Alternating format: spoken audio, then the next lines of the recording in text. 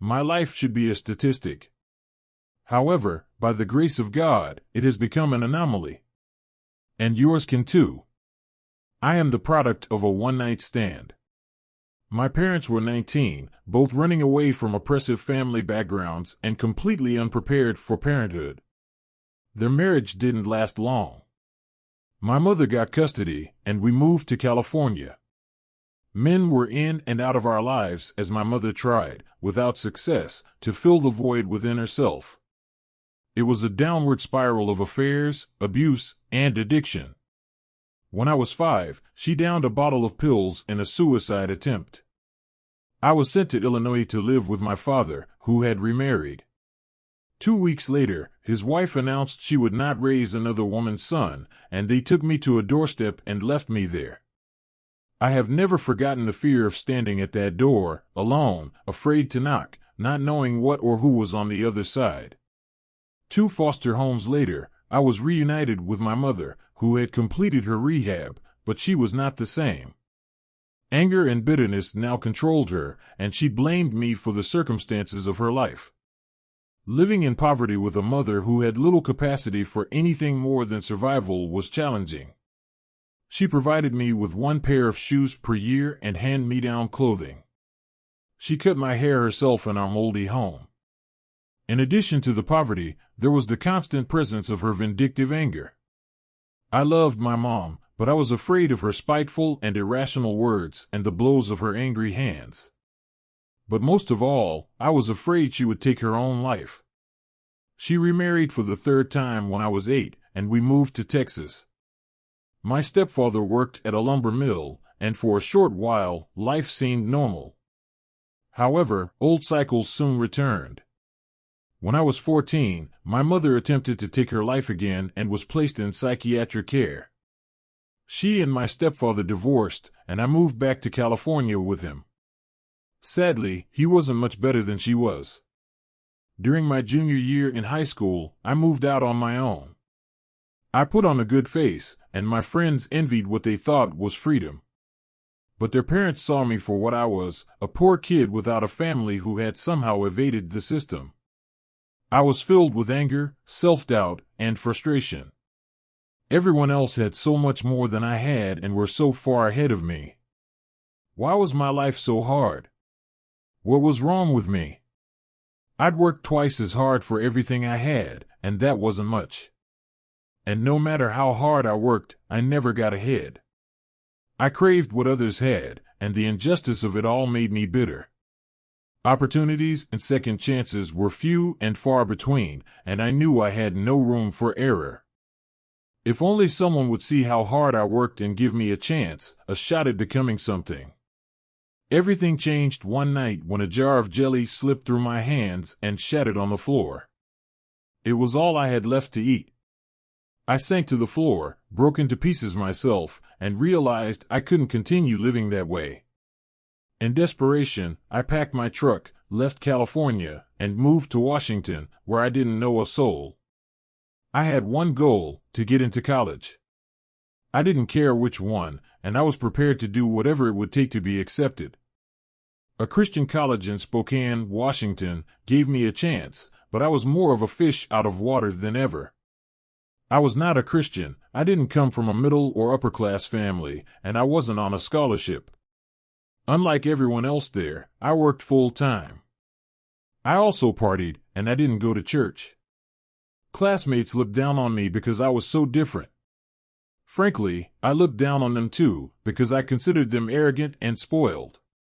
In the middle of my freshman year, I got so drunk that I couldn't drive. The following morning, I was sitting in my truck sobering up when it occurred to me that the fact I was so angry with God proved that I must believe in Him. I had insisted I didn't, but how could I be mad at someone if I didn't believe in them? With that realization came another: if I was going to admit that God existed, then I'd better somehow live as if He did. Belief carried demand. I came back from Christmas break that year and declared a religion major so I could learn about God. By the middle of my sophomore year, however, I began waking up in a terrible rage, wanting to destroy everything in sight. It was so uncontrollable that I often stayed in bed until I could wake up in a better mood. I started seeing a counselor. And to be honest, that sucked. The counselor made me wade through every bad childhood memory I had worked so hard to forget. But in the process, I learned many things that put my life on a different trajectory.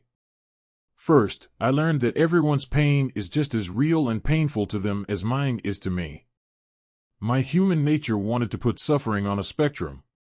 But since I'd never experienced another person's pain, I couldn't say that mine was worse. Pain is pain. And it hurts no matter who we are. Second, I learned that I carried my parents' DNA and genetic makeup, whether I liked it or not. Because of that, I would be like my parents in some ways. Up until counseling, I had desperately tried not to resemble them in any fashion. I resented my parents, yet I kept seeing their traits in me, and that both scared me and made me angry. My counselor helped me shift my focus from being afraid of being like my parents to choosing to become the best form of them. My goal was to be my parents redeemed, to be the person that, for whatever reason, they had never become. Next, I learned the impact of fatherlessness on my life. I'd always told myself it didn't matter that I didn't have a dad, but it did. The truth was, I had never gotten over being left on that doorstep when I was 5. From that moment on, I had felt unwanted and worthless, constantly wondering what made me so unlovable. I mean, my friends' fathers didn't abandon them, but me? Not only had my father left me, he'd gotten married again and has kids that he kept. It's a wound I may never completely understand or get over. Because of fatherlessness, I've lived in constant self-doubt and fear, feeling judged by everyone. I believed I was destined to fail. And I knew that, when I failed, there would be no one there to pick me up. My counselor helped me reflect on my pain and process my hurt. Doing so gave me a measure of control over my future. Before counseling, my emotions controlled me. My hurt and anger drove me, and I blamed everyone else for the circumstances of my life. I have learned, however, that I alone have control over where my life will go. My parents and the worlds they lived in may have determined my past, but I control my future, or I can, if I choose to. I do not have to follow in my parents' footsteps, nor do I have to give in to depression or anger. I don't have to live in bitterness. No, I can forge my own future, and in doing so, I can change the pathway for my children. It's up to me to break the endless cycles of abuse, addiction, abandonment, and poverty. I just have to have the courage to do so. Finally, I learned the value of community. In my last 2 years of college, I gained a group of friends who took the time to get to know, embrace, challenge, and love me. And they held me accountable. They prayed over me, invited me to dinner, and showed me how healthy families function. They walked beside me as I strove to change my future. I don't know if I'd have succeeded without them. These friends gave me hope when it was waning, courage when I lacked it, and companionship when I felt utterly alone. They were the hands and feet of Christ and provided light when I was otherwise surrounded by darkness. I am a unique creation of God. Genesis 1 verse 26 says I bear the image and stamp of God. He took the time to handcraft me uniquely. That means that, whether my family recognizes it or not, whether those around me recognize it or not, and whether I fully believe it or not, I have worth. I have value. And I have a purpose for my future.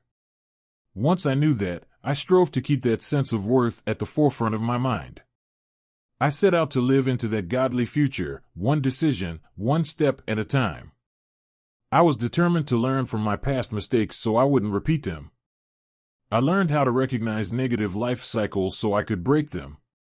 I decided it was time to end the excuses and quit blaming others for how my life had turned out.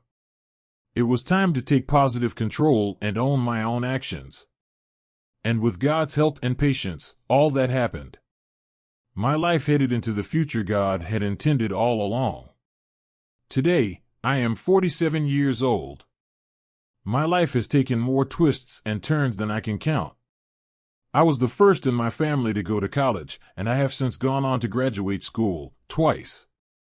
I served in the military, became an ordained minister, and am currently running a successful business with my wife. She and I have been happily married for 13 years.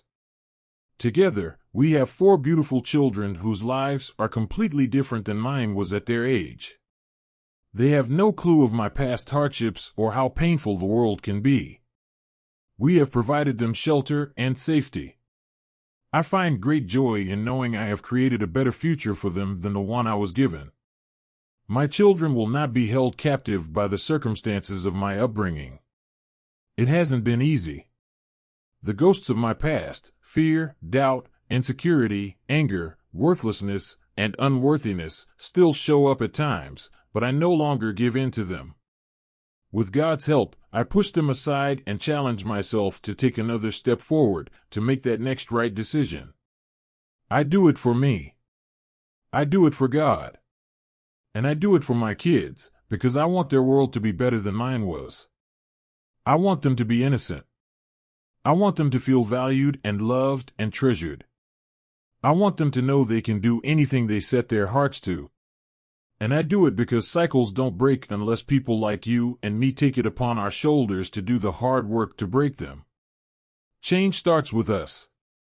Greg Green is an ordained minister with a passion for ministry, service, fellowship, and great food. He and his wife own and operate a family bakery. Please like, share, and subscribe.